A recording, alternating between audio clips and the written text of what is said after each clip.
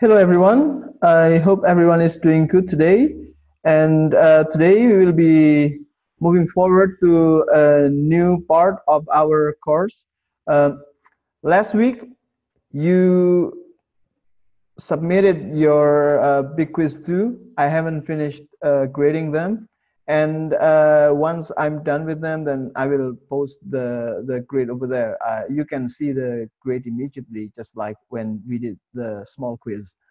Okay, now we are moving on to the third unit of our course, and the third unit here is about inferring literature.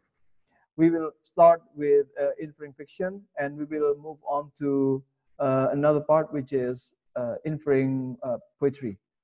But for today, I will be presenting on literature in general and how to infer uh, prose.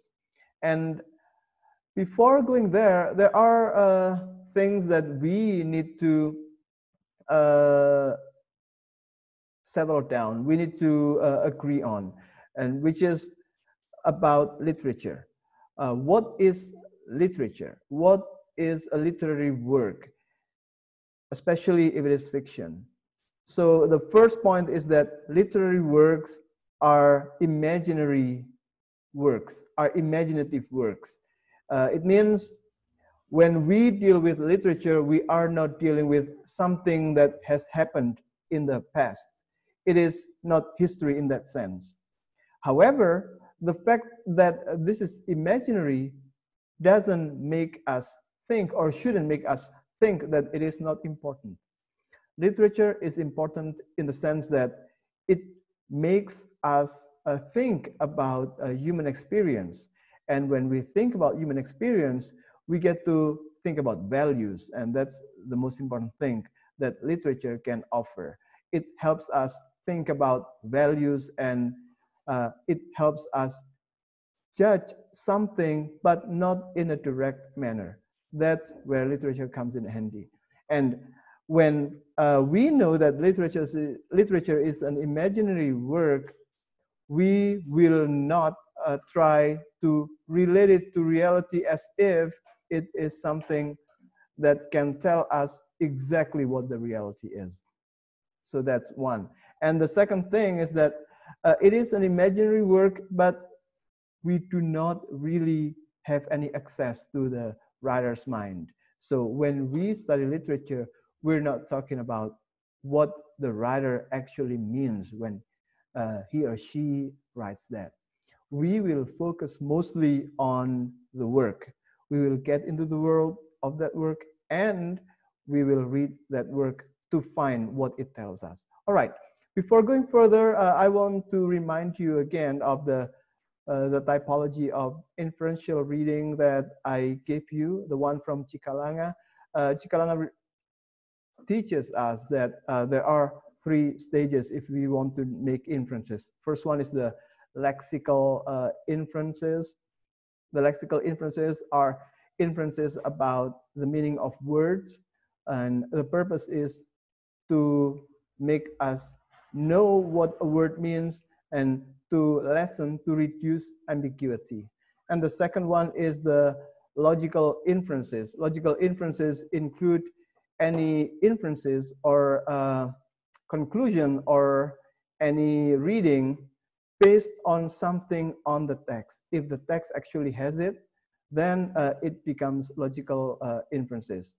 We talked about logical questions, right?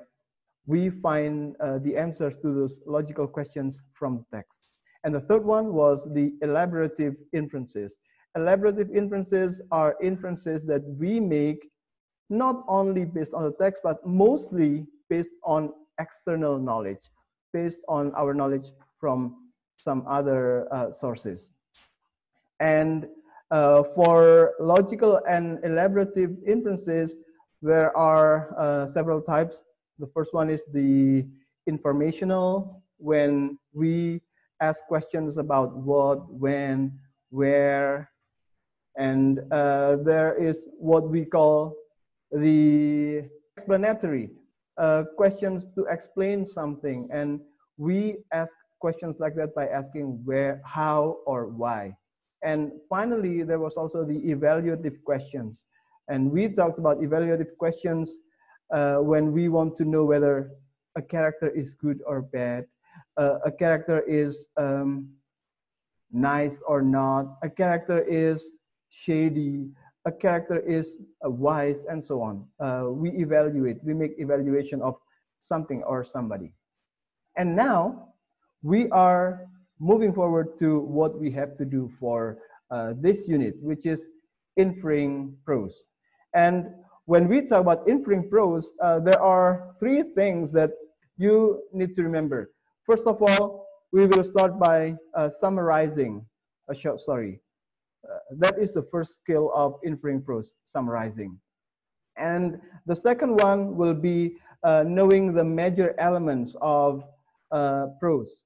The major elements of prose include plot, characterization, and settings.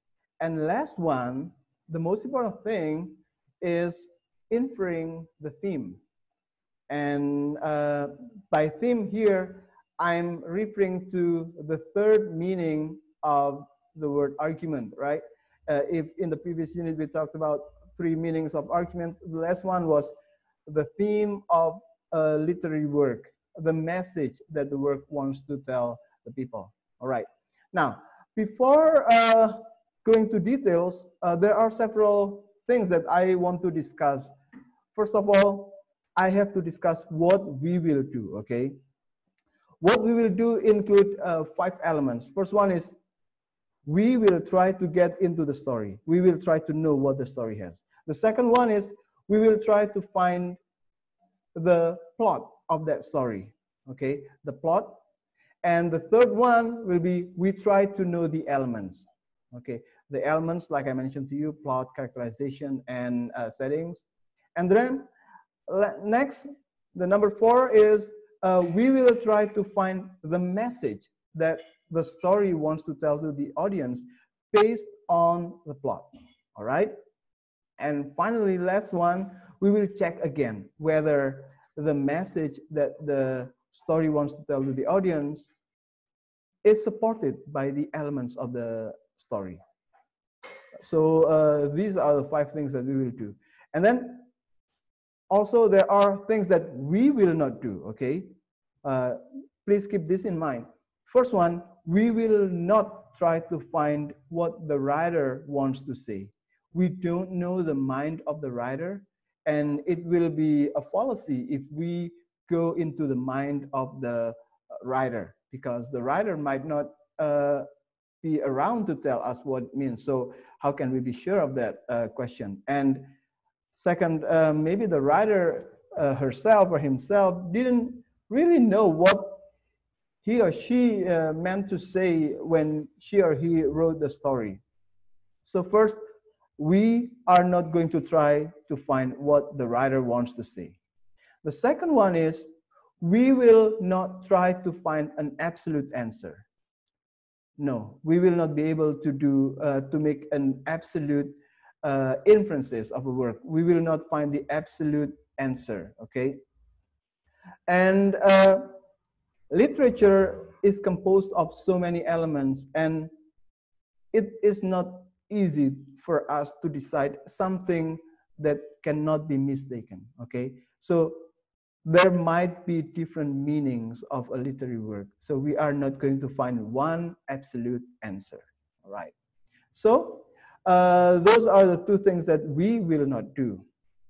And now, let's get into what we need to do. Earlier, I told you about us going to summarize the plot of the story, and then we will know the elements, and eventually we will decide the theme, right? Now, let me tell you the more specific stages of what we will need to do throughout this unit, okay? And what are they? Well, there are several things, but basically we can sum it up into 4 things, okay? The first one is we will learn to summarize the plot. How do you summarize a plot of a story? Well, stories can be various. There are so many variations in stories, but to make it easier for us to grasp the story, there is one technique that is often applied by teachers in the United States, especially, to help us summarize the plot. It's by summarizing, the way to summarize into 4 stages. The first one is there has to be somebody, okay? Somebody find the person, all right? And then the somebody, the person does something or wants to do something or wants something. So somebody wants. Then the third one is, but something prevents the character from doing that or prevents the character in doing what she or he wants to do. So third one is but. Somebody wants but. So the character tries to do something to get around it, to solve the problem. But what's the problem? Now, so the character does something. And finally, then comes the solution. So we can summarize the way to summarize plot into 5 stages.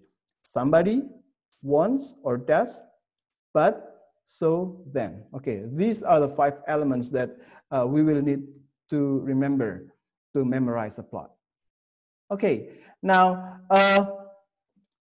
based on these stages, you can try to find what the story actually wants to tell you.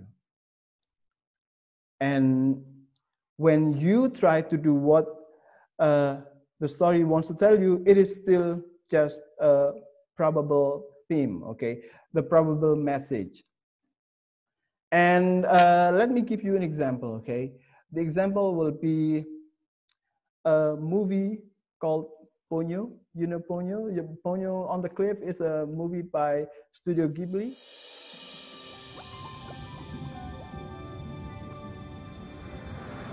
He has been hailed as one of the greatest filmmakers of all time. This summer, Hayao Miyazaki, director of the Academy Award-winning Spirited Away, releases his next masterpiece. We've all been waiting for you. The whole world is out of balance. Ponyo, you have to trust me.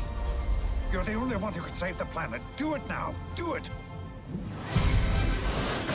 Walt Disney Pictures presents a Studio Ghibli film featuring the voices of Liam Neeson, Noah Cyrus, Frankie Jonas, Tina Fey, Betty White, Cloris Leachman, Lily Tomlin, Matt Damon, and Kate Blanchett. Good luck, Ponyo.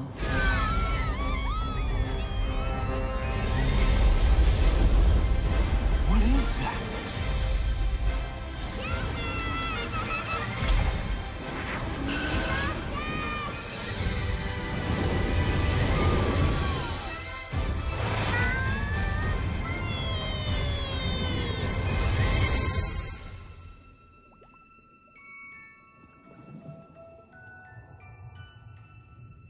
The story of Ponyo is about a creature which looks like a fish, that looks like a person, okay? The creature here has met a human being, Sasuke-chan, and then this creature, after knowing the person and tasting the blood, wants to be human, to be with the boy, Sasuke.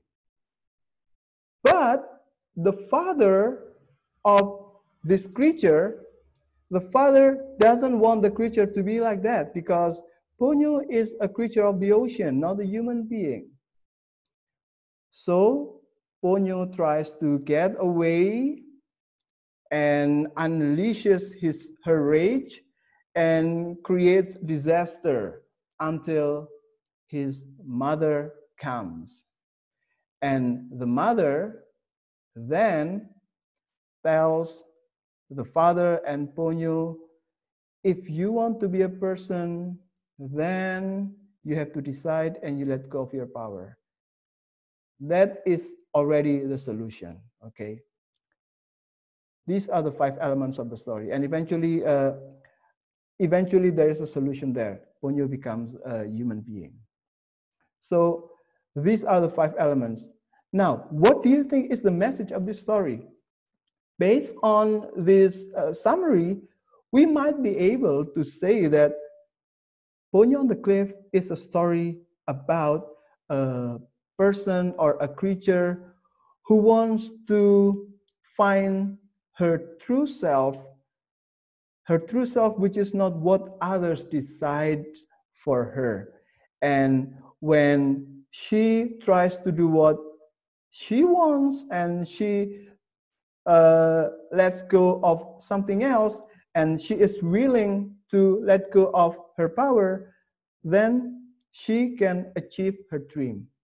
So it's a story about somebody who wants to find her true self, and even though being her true self means making her have to let go of certain things, she will do it, because if you want to get your dream, you have to sacrifice something. So that's the message of the story. That's still a probable message for now. We will go, okay, to the fourth part after, sorry, the third part. So the first part was summarizing the story, and then second, inferring based on the summary what the story probably wants to tell us, the probable message. And then the third thing is, now you find whether the other elements of the story support that message.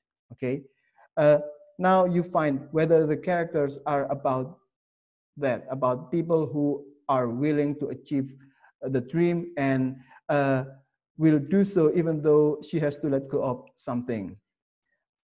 Does the character support that, or does the setting support that?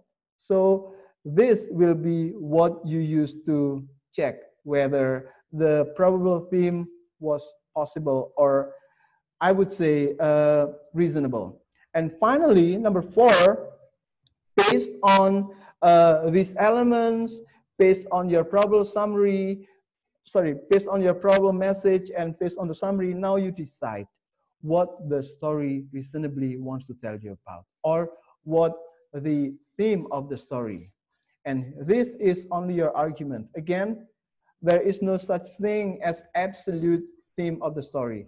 This is just your argument based on the evidence that you have gathered. So these are the 4 things that you will do in this unit, especially when we talk about deciding prose. Okay. Now, last one, you might ask, why do we need to be able to do that? Why? That is a good question, actually. But what we need to do now is, I will try to propose why we need to do that. First one is because good stories are often written with purpose. Okay, when somebody writes a story, there has to be a purpose. It's not just randomly writing. Of course, there are writers who just write randomly without really intention, but those are at the fringe of the writers community, I would say. More writers write because of a purpose. And so finding a theme of a story is important, because we will be able to know what we can learn from the story. And the second thing is because stories are works of art, and when we talk about a work of art, usually every element of that work of art is done or is prepared seriously. And the single elements will include the characters, the scenes, the settings, and the colors, if we talk about movies or animated movies, which are also literature, in my opinion. So every single element is seriously prepared, and it can be very good. Therefore, we might get distracted when we read a work or watch a movie. We get distracted by these small, beautiful things, and eventually we lose track of what the writer actually wants to tell us, or what the initial purpose of the text. Okay. First of all, earlier I told you that there is usually a purpose in a story, and we try to find that. We try to infer that. And second, since stories are works of art and every single element is prepared seriously, it can be beautiful, and we might get distracted from the main purpose of the story. So knowing that we will have to infer the message that the story wants to tell us will get us back on track. Okay, we will go back on track. Something like this will happen a lot if you watch SpongeBob series, SpongeBob episodes. SpongeBob episodes usually have simple but good messages. But in the story, we get distracted very easily because of the funny things, the silly things, even the nasty things that SpongeBob, Squidward, Patrick, or Plankton do in the story. So I suggest you to, okay, pay attention to the details, but go back to the general so that you know what the purpose of the story actually is. All right. So the second thing is we need to not forget that there is a bigger purpose or the theme of the story, so we don't get distracted by the small details. And the third thing is, because if you know how to summarize and infer the themes of a story, you will be able to remember the story better. Okay, after reading it now, and then you remember the contents, you remember the message, you remember the plot summary. Next year, if you come across the title again, chances are you will still remember that. And it is good to always remember things so that you can always draw lessons, you can think about it, and you can make it go into your wisdom. Okay, our wisdom as human beings are not only shaped by religions and by lessons at school, but also by literature, by movies, by comic books, by graphic novels that we read on daily basis. And that's when we get to the fourth benefit on why we need to be able to do that. Because literature is, it is a field where we can learn about values and sensitivity and wisdom in life. And therefore, it will be useful for us. And even though later on you will work as a, well, for example, you will work as a copywriter, you will work as a manager of a tour and travel agency, still the wisdom that you get from reading literary works, movies, graphic novels, comics will play an important role in shaping your sensitivity and understanding of life. And so I guess that's all I have to say for this week. Please pay attention to the things I mentioned to you about what this week will be about, and what are the elements of the prose inferencing, and what are the stages. And you can also check the notes after watching this video. All right. Thank you, everyone. I think that's all for now. I'm looking forward to hearing from you about the short story that I include here. Try to make inferences of the short story, and this time do it in a group first. Okay. Thank you very much. Yeah, I think that's all. Stay fit, stay positive, and stay at home, everyone. Bye.